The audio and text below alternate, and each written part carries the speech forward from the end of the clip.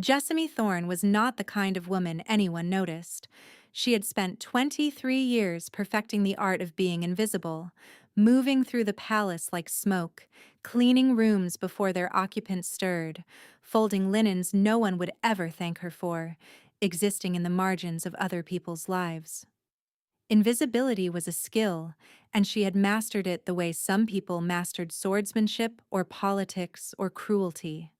Which made what happened in the alley behind the Wren Gate so profoundly absurd that she would question her own sanity for weeks afterward. She had been returning from the East Market with a basket of soaproot and tallow candles when she heard the scuffle. The alley was narrow, barely wide enough for two men to walk abreast, and it stank of wet stone and rotting vegetables. Not the kind of place anyone important would be caught dead in. Except someone important was about to be caught dead in it. 6 men had formed a half-circle at the alley's dead end, their backs to Jessamy. They wore no insignia, no house colors, just rough leather and the kind of coordinated stillness that said this was not a robbery. This was planned. And trapped against the wall behind them, bleeding from a cut above his left eye and holding a broken blade in his right hand, was King Cale Morrigan. Jessamy's blood turned to ice. She recognized him instantly, even without his crown, even without his court armor, even with blood smearing one side of his face. Every person in the kingdom of Valethorn knew that face. The sharp jaw, the pale eyes that court poets compared to winter moons, the broad shoulders that carried the weight of 5 territories and a war that had ended barely a year ago. He was the most feared alpha on the continent. He had burned the Ashfang rebellion to the ground with 2,000 men against 8,000 and walked out of the fire without a scratch. And now he was bleeding in a back alley with 6 assassins closing in, and Jessamy Thorne, a palace maid who had never raised her voice above a whisper in her entire life, was the only person who could see it happening. Her body screamed at her to run. Every survival instinct she possessed told her to back away, to disappear, to do what she had always done and let the world handle its own catastrophes. She was nobody. She cleaned floors and washed sheets and carried firewood up 4 flights of stairs before dawn. She did not interfere with assassinations, but her feet would not move. The leader of the 6 stepped forward, a tall, broad man with a scar bisecting his chin, and raised a short sword. He said something low and mocking. The king did not flinch, did not beg. He shifted his weight and adjusted his grip on the broken blade like a man who intended to take at least 3 of them with him before he fell. Jessamy's wolf stirred. It was the first time she had ever felt it move. In 23 years, her wolf had been silent, dormant, a phantom presence so faint that the healers had told her she might as well consider herself wolfless. She had accepted that, had built her identity around the quiet, the stillness, the absence of the animal fire that burned in everyone else. But now something deep inside her chest cracked open. A sound tore out of her throat that she did not recognize, something that was not a scream and not a growl, but something between the two. Something ancient and enormous that rattled the stones beneath her feet and stopped every man in that alley dead in his tracks. The 6 assassins turned. The king looked up, and Jessamy Thorne, who had never been looked at by anyone in her life, locked eyes with the Alpha King of Valethorn and felt the entire world tilt sideways. What happened next was a blur. The sound deepened, became a pressure wave that she felt in her teeth and her bones. The assassins stumbled. 1 dropped his weapon. 2 clutched their ears. The leader lunged toward her, but something happened to the air between them. A distortion, a shimmer. And when he hit it, he flew backward like he had been struck by a battering ram. Then the king moved. With the assassins disoriented, he was brutally efficient. 3 went down in the time it took Jessamy to draw 2 breaths. The other 3 tried to run. They did not get far. When it was over, the king stood in the center of 6 fallen men, breathing hard, his broken blade still in his hand. He turned to face her. His gaze swept over her from head to toe, taking in the maid's uniform, the basket of soap roots still clutched against her hip, the absolute terror on her face. He opened his mouth to speak. Jessamy fainted. She came to in an unfamiliar room, lying on a settee that smelled of leather and old paper. A man she did not recognize stood by the door, watching her with careful, assessing eyes. "My name is Deverick," he said. "I serve as the king's second. You are in the king's private study within the East Wing. You are safe." Jessamy sat up too fast and the room lurched. Is he alive? Is he hurt? Deverick's expression shifted. Something like surprise or curiosity. "His Majesty is fine. A few cuts. Nothing serious." He paused. "What you did in that alley. Can you explain it?" "No," she whispered. "I cannot." Deverick studied her for a long moment. "The king wishes to speak with you. Tonight. Do not leave the palace grounds." He left before she could respond. Jessamy sat alone in the dim study, her hands shaking, her pulse hammering, and tried to understand what had come out of her in that alley, because whatever it was not normal. And from the look on Deverick's face, it was not something they intended to let her forget. That night, she did not sleep. She lay in her narrow cot and replayed it over and over. The sound, the pressure, the way the assassin had been thrown backward without anyone touching him, and the king's eyes, locked onto hers like she was the only thing in the world worth seeing. She was terrified. Not of the king. Not even of the assassins. She was terrified of herself, of whatever had woken up inside her after a lifetime of silence. Because it was still there.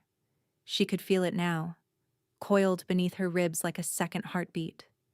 Patient and vast and waiting, and she had the sinking feeling that it was not going back to sleep. The summons came at dawn. A guard appeared at the servants' quarters with a sealed note bearing the king's personal crest, not the royal seal used for official correspondence, but the smaller private one that Jessamy had polished off silver candlesticks 100 times without ever imagining it would appear on a letter addressed to her. Her hands trembled as she broke the wax. 3 lines in a sharp, angular hand. "Report to the East Study at the 7th bell. Bring nothing. Tell no one." Jessamy dressed in her cleanest uniform, scrubbed her face until her skin stung, and spent 11 minutes deciding whether to braid her hair or leave it down before realizing that the King of Valethorn almost certainly did not care about her hair. She braided it anyway. The walk to the East Wing felt longer than it should have. Her pulse hammered with every step, and she kept running through scenarios in her head. He would question her. He would test her. He would decide she was dangerous and lock her in a cell somewhere deep beneath the palace where no one would hear her scream. Or he would thank her and send her back to scrubbing floors, and the whole extraordinary, terrifying episode would become a story she told no one. She was not sure which outcome frightened her more.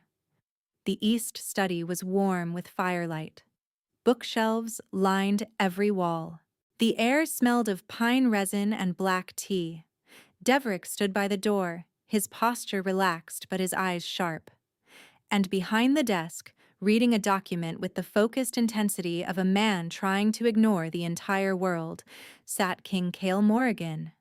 He looked different in the morning light. Less like the bloodied warrior in the alley, more like an exhausted man carrying a weight too heavy for his frame.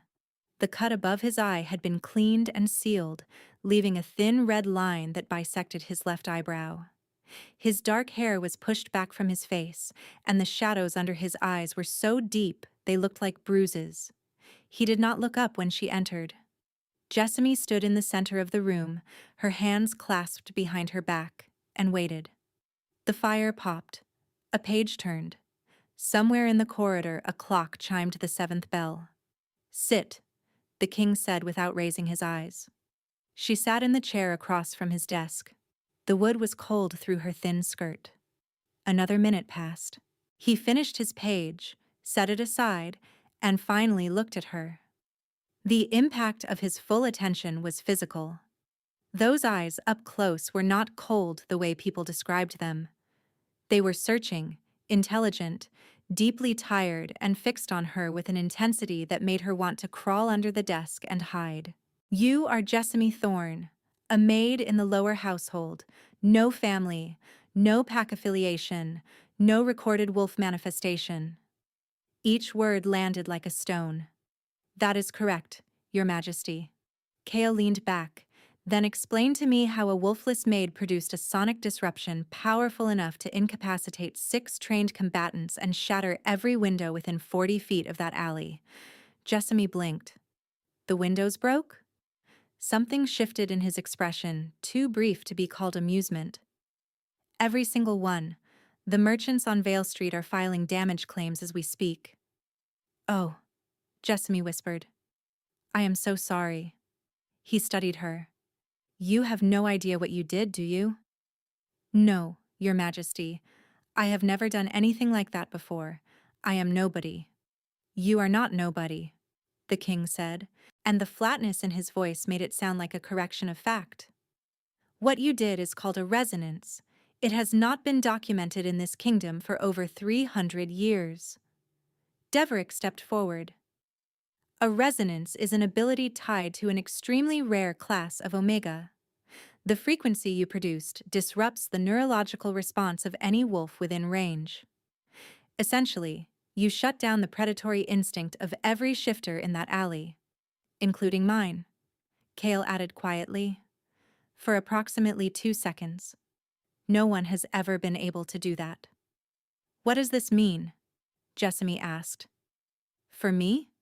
Kale and Deverick exchanged a glance that contained an entire conversation she was not invited to. It means that you are either an extraordinary asset or an extraordinary threat. Until we determine which, you will remain under close observation.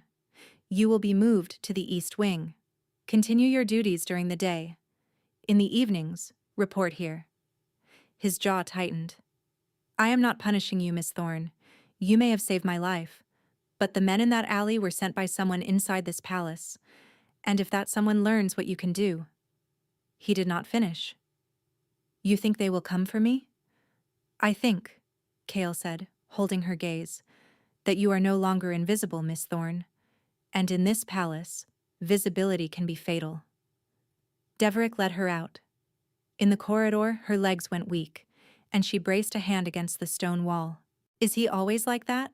Jessamy asked. Like the world is a chessboard and every person in it is a piece he is trying to keep alive. Yes, Deverick said. That is exactly what he is like. Then, quieter. He has not slept in 11 months, Miss Thorne. Whatever you are the first unexpected thing that has happened to him in a very long time, and I am not yet certain whether that is a mercy or a disaster. He walked away before she could ask what he meant. The room they gave her was larger than the entire servants' dormitory she had shared with 6 other women. It had a proper bed with a real mattress, a window that looked out onto the inner courtyard, and a fireplace that someone had already stocked and lit. During the days, nothing changed. She scrubbed the same floors, carried the same linens, avoided the same sharp-tongued head housekeeper who had disliked her since the day she arrived. No one knew about the alley. Deverick had made it clear that discretion was not optional. In the evenings, she reported to the East Study. The first night, the king was not there. Only Deverick, who asked her to reproduce the sound. Nothing happened. He asked her to describe exactly what she had felt in the alley, what had triggered it. She described the fear, the certainty that the king was going to die, the desperate need to do something. So it was protective, Deverick murmured, making a note. It was panic, Jessamy corrected. The second night, the king was there. He sat at his desk working through correspondence while Jessamy sat in the chair along the wall and tried not to stare. The silence was charged with something she could not name, an awareness that made her skin prickle. She noticed things she had no business noticing, the way he rubbed his temple when he had been reading too long, the way his handwriting grew sharper as the hours wore on, The way his left hand would clench into a fist and then slowly, deliberately relax. At some point, she realized she had been watching the vein in his forearm for an inappropriately long time and forced her gaze to the window. "You are staring," Kale said without looking up. Her face burned. "I was looking at the window." "You were looking at my arm." "The window is behind your arm," she offered weakly. The corner of his mouth twitched. He did not smile, but the twitch was there, and Jessamy felt an absurd rush of triumph at having caused it. On the third night, something changed. She had brought a basket of mending partly to steady her hands. She was repairing a pillowcase when she heard his pen stop. Kale's eyes were closed. His breathing had deepened into something slow and rhythmic. He was asleep. She froze. She remembered what Deverick had said. He has not slept in nearly a year. She set down the mending and did not move. She barely breathed. She watched the tension drain from his shoulders, watched his face soften into something younger and almost unbearably vulnerable. At the 30-minute mark, Deverick opened the door, and Jessamy held up her hand so sharply that the beta stopped in his tracks. She pointed at the king. Deverick's face went blank. Which she was beginning to understand was his version of shock. He backed out and closed the door with excruciating care. An hour passed. Her back ached from sitting motionless. Her foot had fallen asleep. A strand of hair was tickling her nose with a persistence that bordered on malicious. She endured it all because King Cale Morrigan was sleeping, and from the look on Deverick's face, that was something close to a miracle. When the king stirred, it was sudden. His head snapped up. His hand shot to a dagger beneath the documents. The instinct of a man who had survived too many ambushes. His gaze found Jessamy. Confusion. Then recognition. Then something that vanished behind his mask before she could name it. "How long?" he asked, his voice rough. "A little over an hour, Your Majesty." "That is not possible." "And yet," she replied, gesturing at the clock. Deverick stepped inside. "Your Majesty, perhaps we should discuss what just occurred." But Cale's gaze stayed on Jessamy for 3 more seconds, and in those seconds she saw something that made her pulse stutter. Not suspicion, not calculation. Hope. Raw, desperate, barely contained hope in the eyes of a man who had clearly forgotten what it felt like. That terrified her more than the alley ever had. The following morning, Deverick found her in the East Wing corridor before she had finished her first task of the day. "Tonight," he said, "the king has requested your presence during a private session with his war council. 3 advisors. Closed doors. You will sit in the room and do nothing." "Another experiment," Jessamy said. "A confirmation," Deverick corrected. That evening, Jessamy sat in a straight-backed chair against the wall of the king's war room, while 3 men she did not recognize argued about border fortifications. The king listened, asked pointed questions, and made notes on a map spread across the table. She brought her mending again. The normalcy of it steadied her hands. 40 minutes in, Cale's pen slowed. His eyelids grew heavy. His questions became shorter. His notes less frequent. One of the advisors, a gray-haired man with spectacles, paused mid-sentence and frowned. "Your Majesty, are you quite all right?" Cale's head dropped forward. His breathing deepened. His pen rolled from his fingers and clattered softly onto the map. 3 advisors stared. One looked at Deverick. One looked at Jessamy. One looked at the door like he was considering making a run for it. Deverick raised a single finger to his lips. They waited. The king slept for an hour and 12 minutes. The advisors, to their credit, barely moved. When Cale finally woke, he straightened in his chair, blinked once, and said, "The Eastern Garrison. You were saying?" The gray-haired advisor opened his mouth, closed it, and wisely chose to continue his report. After the advisors left, the king turned to Jessamy. "Twice," he said. "Twice," she confirmed. "Only when you are in the room." Jessamy nodded, her stomach tight. "It appears so, Your Majesty." Cale was quiet for a long moment, then he said, "Deverick, clear Miss Thorne's evening duties, permanently." Jessamy's heart lurched. "Your Majesty?" "You will spend your evenings here," Cale said, his tone leaving no room for discussion. "In this study. Every night. Until we understand why this is happening." "And if we never understand why?" Jessamy asked. The mask slipped. Beneath it was a man running on fumes, so exhausted that the promise of rest was worth more than pride or protocol, or the strangeness of having a maid sit in his study every evening while he worked. "Then you will be here every night until we do," he said quietly.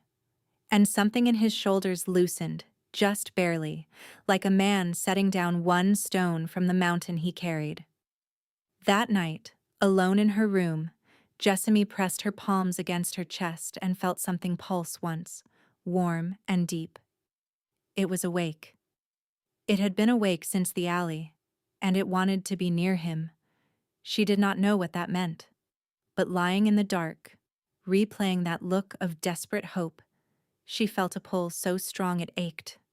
A gravity, a tide, and the terrifying certainty that whatever had woken inside her was not finished yet, that it had plans she could not see, and that those plans, whatever they were, centered entirely on the man who could not sleep. 2 weeks passed, and a rhythm formed. She arrived at the east study after the 8th bell, mending basket in hand, and settled into the chair that had become hers. The king worked, she sewed, the fire burned, and at some point, reliably, Cale Morrigan fell asleep. The second week, Deverick moved a narrow cot into the study. Cale slept longer when she was close. At his desk with Jessamy across the room, he averaged 90 minutes. On the settee with her in the chair beside him, 3 hours. "It is the proximity," Deverick told her. "Whatever your resonance does passively, it strengthens with physical closeness." "Lovely," Jessamy muttered. "I am a sleeping draft with legs." Small things accumulated. On the 4th night, a beeswax candle appeared beside her chair. The expensive kind that burned clean and did not smoke. "New candle," she observed. "The quartermaster replaced it," Cale said without looking up. "The quartermaster replaced a tallow candle with one worth more than my weekly wages. The quartermaster has excellent judgment." She pressed her lips together to keep from smiling. On the 7th night, an embroidered cushion appeared on her chair bearing the royal crest.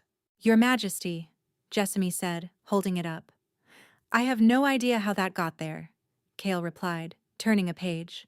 "It has the royal crest on it." "A mystery." On the 10th night, a pot of tea appeared, still steaming, 2 cups. She poured without asking and set one at the corner of his desk. He drank while reading, and neither of them acknowledged that this was the first thing they had ever shared. But it was. And they both knew it. The conversation started on the 12th night. She talked about small things. A mouse so fat on stolen soap it could barely waddle. The head housekeeper who sneezed exactly 7 times every morning, never 6, never 8. An apprentice cook who used salt instead of sugar in the Duchess's birthday cake and produced something so aggressively savory that 2 guests actually asked for seconds. She noticed the moment he laughed. It was the cook story. A sound escaped him that she had never heard before. Low, surprised, genuine. "You laughed," she said. "I did not." "You absolutely did. You heard the fire." "The fire does not laugh, Your Majesty." He looked at her, and the expression on his face, faintly embarrassed, entirely human, made her chest ache, because this terrifying, powerful man was lonely, deeply, profoundly lonely. And no one had made him laugh in a very long time. That night, after Cale had fallen asleep on the settee and Jessamy had tucked a blanket around his shoulders, with hands that were growing dangerously familiar with the task, she lay on her cot and stared at the ceiling. The pull was getting stronger, It no longer pulsed. It hummed, a continuous low vibration that intensified whenever she was near him and ached whenever she was not. She found herself listening for his footsteps in the corridor, found herself watching the clock as the 8th bell approached, found herself arranging the fire and the tea and the candle with a care that went far beyond duty. She was in trouble. Because Jessamy Thorne did not get to want things. That was the first rule of being invisible. You did not want. You did not need. You did not reach for things that were not meant for your hands. And a king, any king, but especially this king, was so far beyond her reach that wanting him felt like wanting the moon. But her wolf did not care about propriety or station. Her wolf, silent for her entire life, was awake and restless and singularly focused on the man sleeping 6 feet away. "This is a problem," Jessamy whispered to the ceiling. The ceiling, unhelpfully, did not respond. On the 14th night, everything changed. Cale had fallen asleep at his desk, his breathing turned ragged, his hands clenched into fists. A low sound escaped his throat, a growl laced with anguish, a nightmare. She moved to his side. "Your Majesty, wake up." He did not stir. She reached out and touched his shoulder. The world vanished. She was standing in a field of ash. The sky was bruised, purple and black. The air smelled of iron and smoke and destruction. The fallen lay everywhere. Soldiers, civilians, wolves caught mid-transformation. And in the center, on his knees, hands covered in blood that was not his own, knelt Cale Morgan. "I gave the order," he whispered. "I gave the order, and they all died." Jessamy grabbed his hand. The world fractured. She gasped awake in the study, hand still on his shoulder. Cale jerked upright, eyes wild. For one terrible second, he did not know where he was. Then recognition. Then something worse. Shame. "Get out," he said, his voice raw. She made it to the door before his voice stopped her, quieter now, fractured. "Jessamy, do not tell anyone what you saw. Please." It was the please that broke her. Kings did not say please, not to maids, not to anyone. "I will not," she whispered. She stood in the dark corridor and pressed her fist against her mouth to keep from crying, because she understood now. Every time he closed his eyes, he went back to the battlefield. Every night. For close to a year. And she was the only thing standing between him and that endless, private hell. Standing in that dark corridor, her wolf howling silently beneath her ribs, Jessamy had the devastating certainty that this was not a problem she could walk away from. Not anymore. Not ever.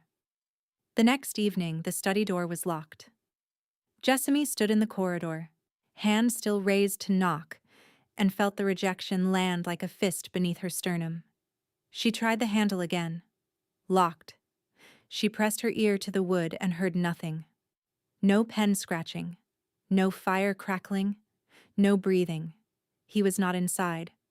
Or he was inside and did not want her there. Either way, the message was clear. She returned to her room, sat on the edge of the bed, and pressed her palms flat against her thighs until her hands stopped shaking. Fine. He was the king. He had every right to lock a door. She was a maid who had accidentally become useful, and useful things could be put back in their drawer when they were no longer needed. Except the ache did not agree. It had opinions, loud ones, and by midnight it had escalated from a dull throb to a sharp, persistent pressure behind her ribs that made lying down feel like drowning. She did not sleep. The second evening, the door was locked again. This time, Deverick intercepted her in the corridor. "His Majesty has determined that the arrangement should be suspended," Deverick said, his voice careful. "For your safety." "My safety," Jessamy repeated. "The vision you experienced. The king believes his nightmares may pose a danger to anyone in close proximity." "The nightmares are not going to hurt me." His Majesty disagrees. Deverick paused. Something behind his eyes looked conflicted. He has asked me to thank you for your service. My service, Jessamy said, and her voice cracked on the word like it was made of glass. Please do not thank me on his behalf, she said, steadying herself. He is going to stop sleeping again. That is his concern. It is mine too. The ferocity surprised them both. Deverick said, very quietly, I know. By the fourth night without him, the symptoms became impossible to ignore. It started with the headaches. Dull at first, manageable, the kind she could push through with willpower and cold water pressed to her temples. But by the second day, they sharpened into something vicious. A throbbing pressure behind her eyes that turned sunlight into an assault and made every sound feel like a hammer strike. Then came the nausea. She could not eat. The smell of food made her stomach lurch. She forced down dry bread and water and lost both within the hour. On the fifth day, her hands started trembling. Not the subtle shake of nerves, but a visible, persistent tremor that made it impossible to thread a needle or carry a tray without the cups chattering against their saucers. The head housekeeper noticed. If you are ill, girl, go to the healers. I will not have you spreading sickness through the household. She did not go to the healers. She went to Thessaly, the palace herbalist who had treated her childhood fevers and never once made her feel like a burden for being an orphan. Thessaly took one look at her and pointed at a chair. Sit before you collapse. I am fine. You are gray. Your pupils are dilated. Your hands are shaking. Sit down. Jessamy sat. Thessaly checked her temperature, her pulse, her eyes. She asked precise questions about sleep and appetite and pain. Jessamy told her everything. The alley, the resonance, the arrangement, the sleep, the nightmare, the locked door. How long has the door been locked? Thessaly asked. 5 days. This is a separation response. Your wolf has bonded to the king, or begun to, and the distance is making you sick.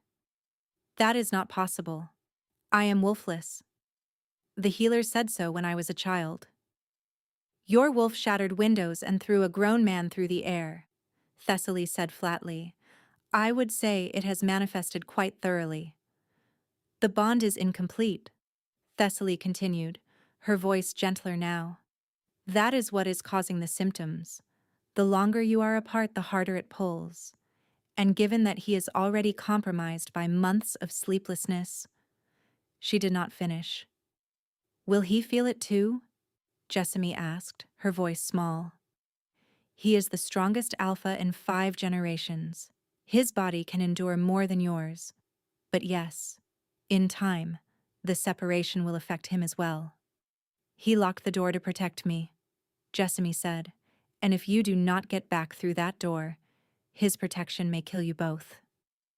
That evening, Jessamy went somewhere she had never dared go. The throne room corridor, where guards stood at every door, where a maid from the lower household had absolutely no reason to be. She was intercepted within 20 paces. Miss Thorne! Deverick appeared from a side corridor. You cannot be here. I need to see him. The king has made his position clear. The king's position is going to kill us both. She told him about Thessaly, the bond, the symptoms. Her hands trembled through every word, proving the point her mouth was making. He stopped sleeping the moment he locked that door, did he not? Silence. Confirmation enough. How bad is he? That is not your concern. He is my concern. The words came out with the same fierce, absolute certainty that had produced the resonance in the alley.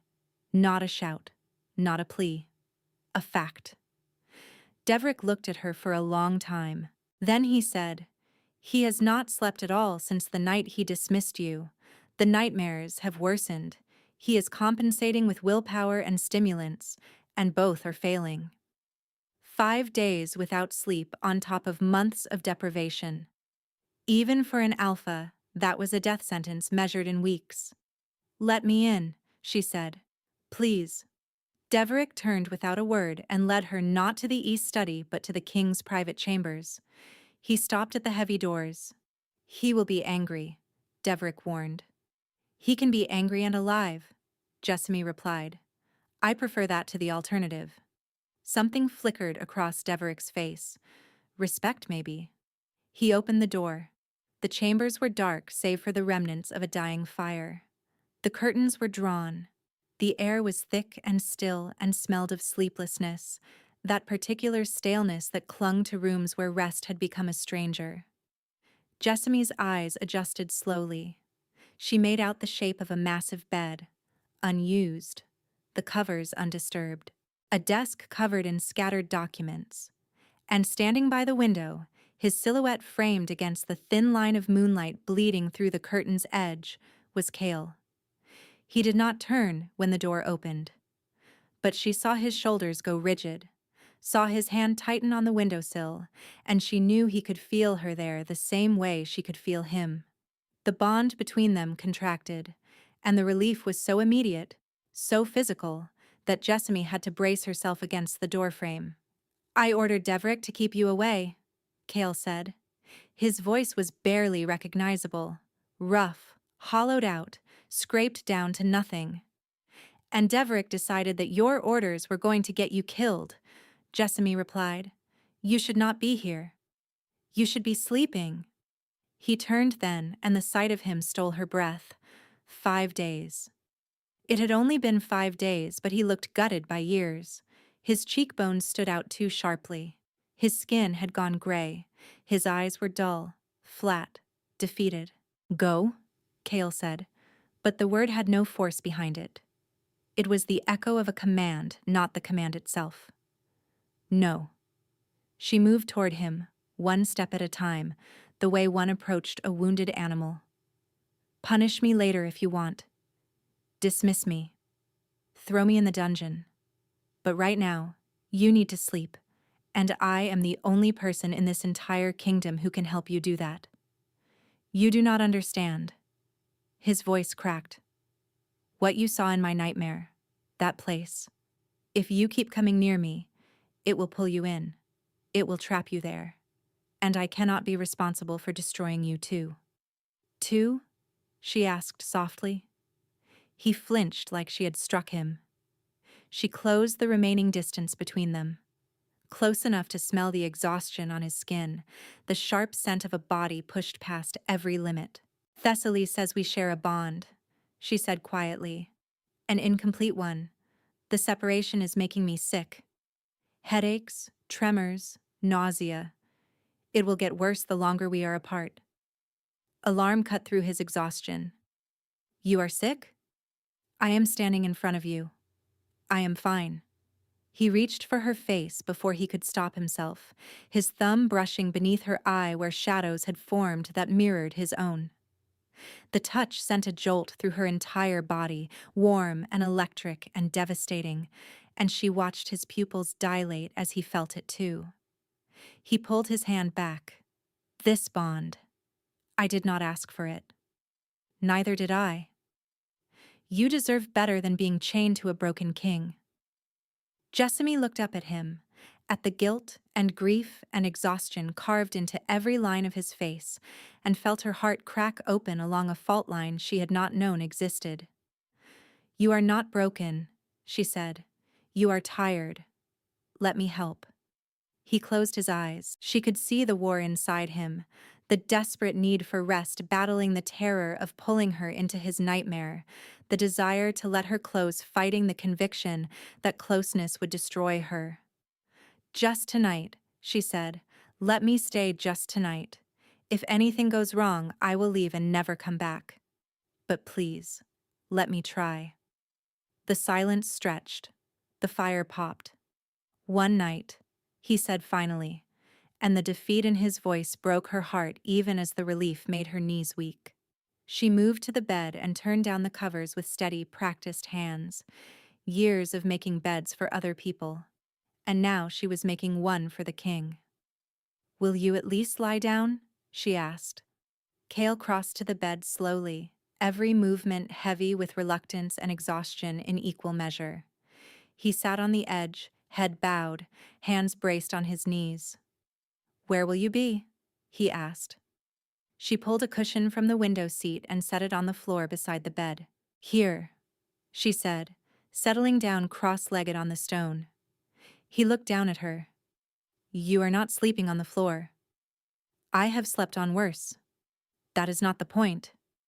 He looked at her, sitting on his floor with her maid's uniform and her stubborn jaw, and she watched something surrender behind his eyes. "The bed is large enough for two," he said, and the words sounded like they cost him something enormous. "I will stay on my side." "I know you will." A pause. "I trust you." 3 words. 3 small, ordinary words that should not have had the power to unravel her completely. But King Cale Morrigan did not trust. He calculated. He assessed. He maintained control at all costs. And yet here, in this dark room, stripped of every defense, he had offered her the one thing he gave to no one. She climbed onto the far side. The sheet smelled like him, pine and iron and something warm beneath both. And she had to close her eyes and breathe through the intensity of it. Cale lay back stiffly, staring at the ceiling. Minutes passed. Neither moved. The fire burned lower. "Jessamy," he said into the dark. "Yes?" "The cook. The one with the salt cake. Was that a true story?" Something loosened in her chest.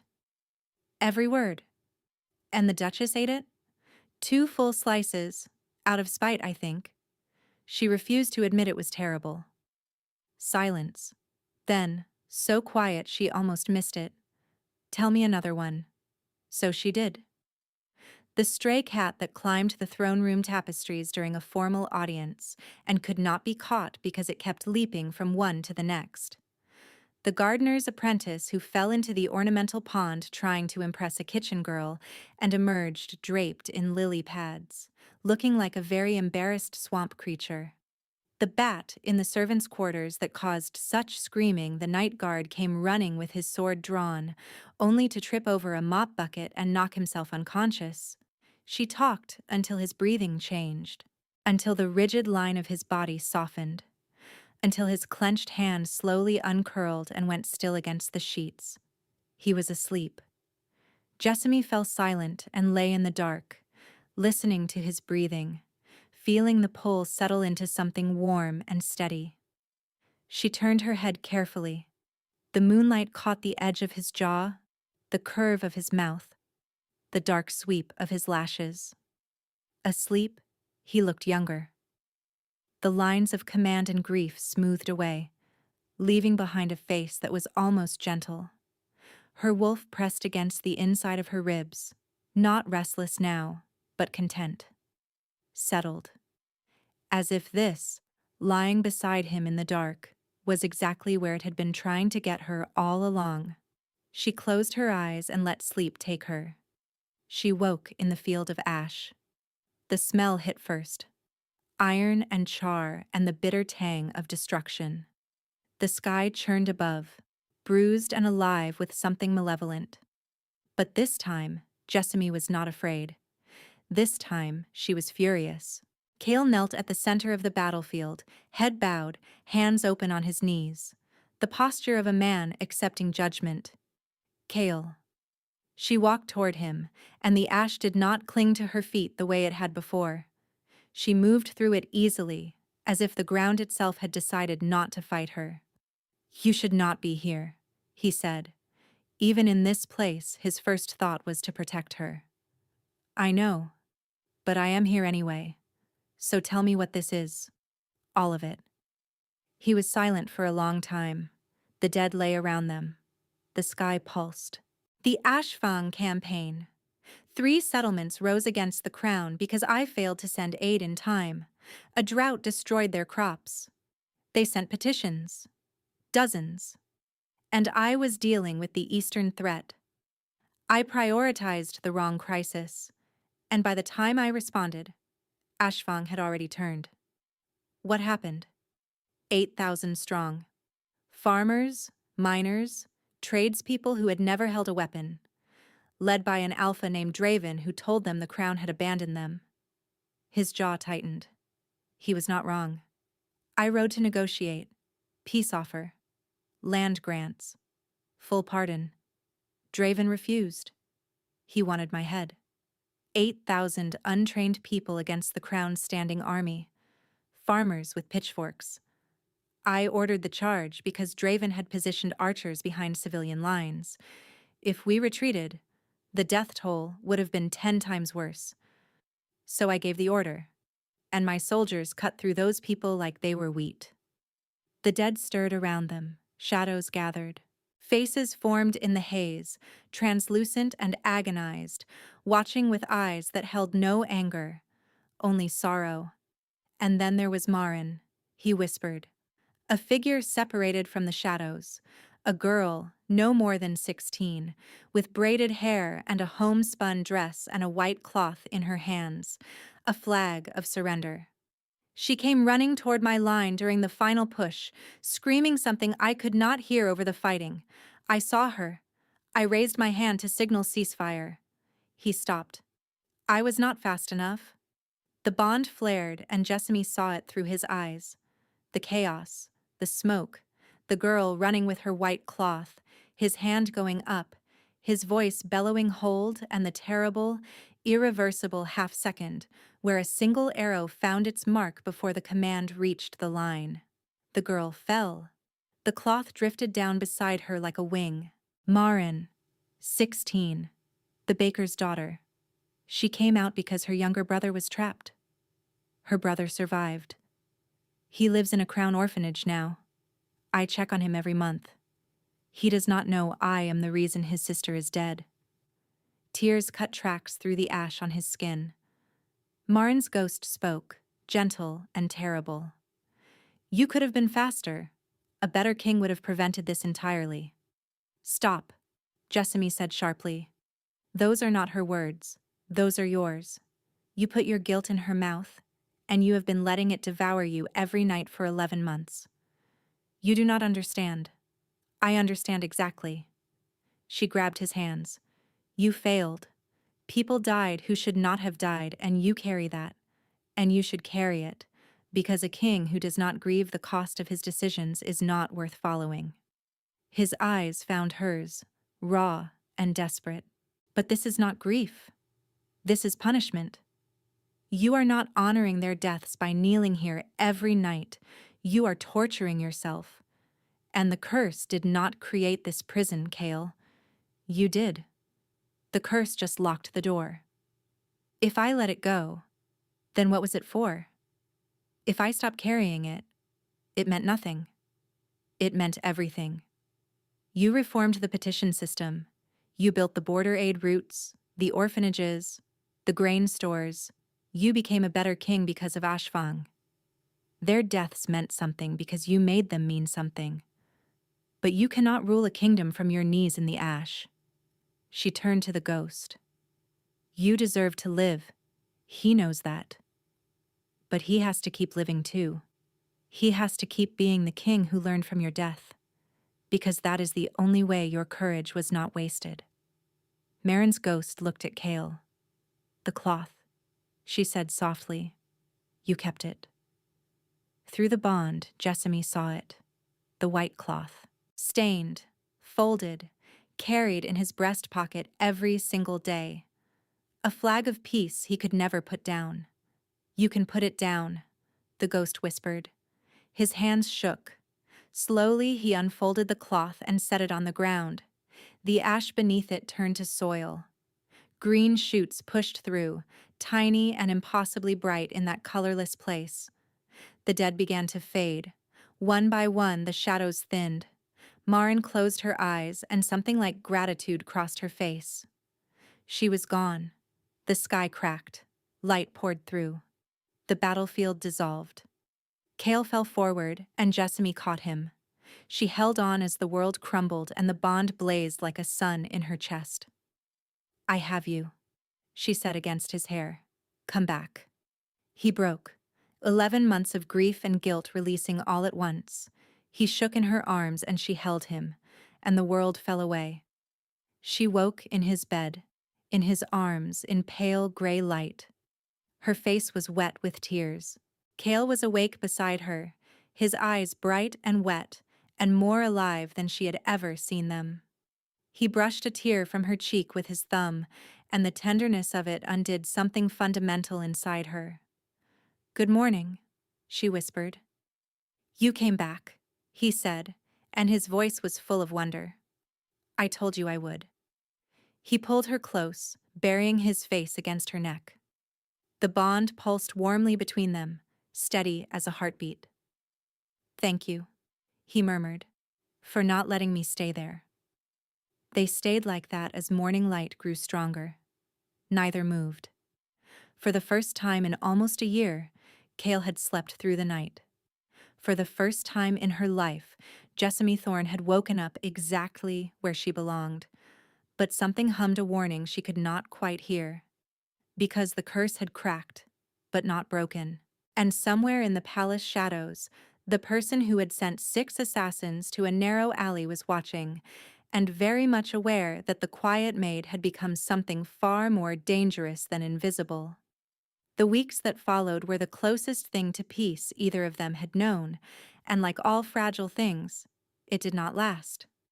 Jessamy moved into the king's chambers permanently, though moved was a generous word for a woman whose possessions fit inside a single linen bag. Deverick arranged for her daytime duties to be reassigned, and the head housekeeper was told only that Miss Thorne had been transferred to a specialized role in the East Wing. The look on the woman's face suggested she suspected something far more scandalous, but Deverick's flat stare discouraged further inquiry. The nights were miraculous. Cale slept. Not the fragile, shallow sleep of those first weeks in the study, but deep, genuine, restorative rest. He slept 6 hours, then 7, then 8. The hollows in his cheeks filled. The grayish cast lifted from his skin. His focus sharpened. His patience returned.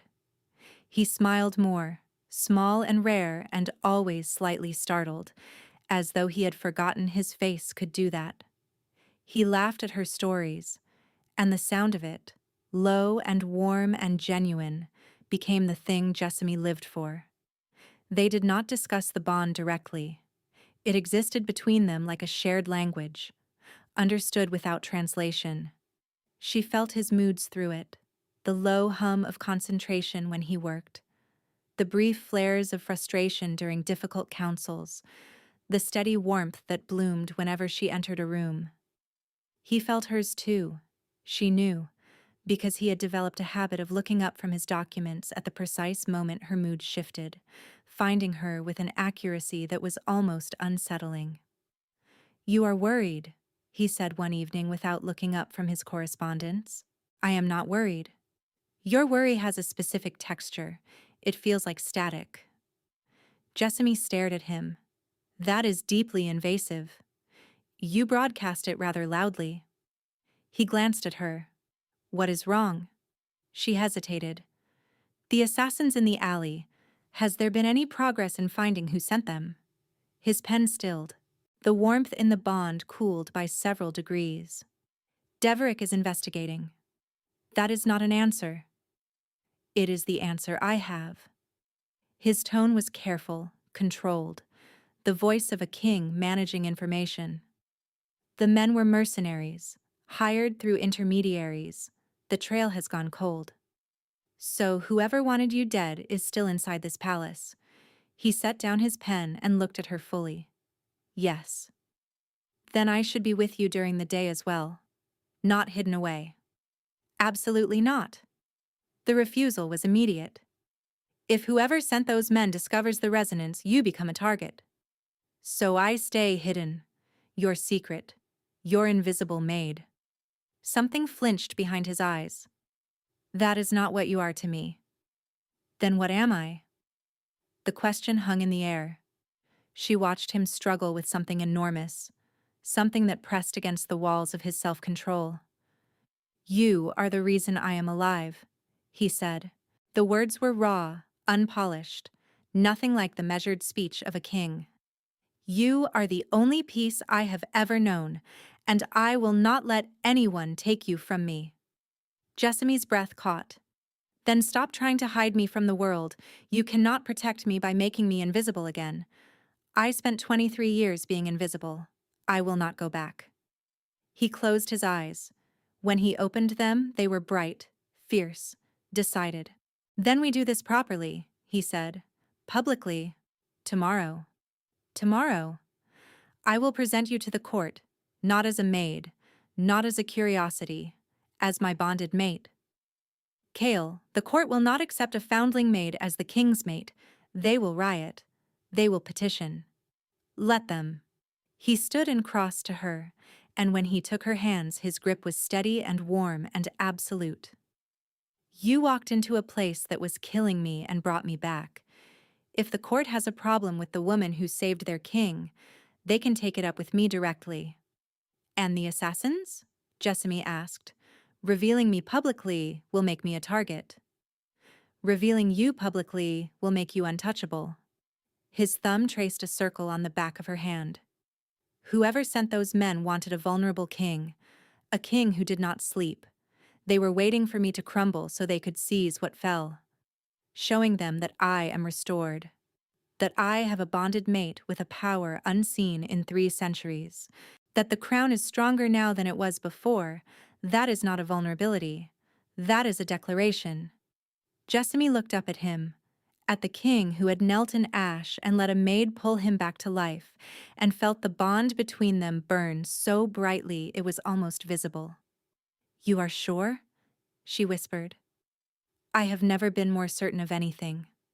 She kissed him, rose up on her toes and pressed her mouth to his, and he responded with a gentleness that undid her completely, his hands cradling her face like she was something infinitely precious. The bond flared warm and golden and complete, and her wolf sang beneath her ribs with a joy so fierce it brought tears to her eyes. He bit her. A sudden, instinctive press of teeth against the curve of her neck, not breaking skin, not yet, but hovering at the edge, asking permission with his body where his words had already surrendered. A claiming bite, a bond seal.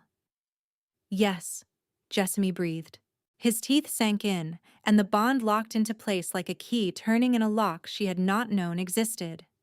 She felt it settle through every fiber of her being, golden and vast and permanent, connecting her to him in a way that transcended flesh and thought and time. She bit him back, felt the bond double and redouble until it was so bright inside her chest that she could not tell where she ended and he began. When they finally pulled apart, foreheads pressed together, Jessamy laughed. The sound surprised them both. "What?" Cale asked, his voice rough, his eyes soft. "The head housekeeper is going to be furious." The king of Valethorn, terror of the Ashfang campaign, buried his face in her shoulder and laughed until his body shook. The court presentation was, as Jessamy had predicted, chaos. A foundling maid beside the throne in borrowed finery that fit poorly, and a bond mark on her neck that fit perfectly. The whispers reached the back of the hall, but Cale's hand on hers was steady. His voice was sure when he addressed the court, and when a bold counselor rose to object, the king fixed him with a stare so cold the man sat down mid-sentence and did not stand again. "They will get used to it," Cale told her afterward, "and if they do not, that is their concern, not ours." Deverick's investigation traced the mercenaries to a minor lord in the Eastern Territories who had lost his fortune rebuilding after Ashfang and blamed the king for his ruin. The arrest was quiet. The justice was swift. And when the minor lord was brought before the throne, he took one look at Jessamy standing beside the king and went pale. Jessamy did not care about any of it. She cared that Cale slept through the night, that the nightmares came less often, and when they did, she was there to pull him back. She cared that he laughed more, that the weight had lifted enough to reveal the man beneath the king, dry and sharp and unexpectedly tender, who still left beeswax candles on every surface she might read by. She cared that when she woke in the morning, his arm was around her waist and the bond between them hummed with a contentment so deep it felt like sunlight. The quiet maid who had been invisible for 23 years had stepped into a narrow alley and changed the course of a kingdom. Not because she was powerful, not because she was destined for greatness, but because she had looked at a man surrounded by enemies, and instead of running, she had made a sound that said, with every fiber of her being, "Not him, not today." And sometimes that is enough.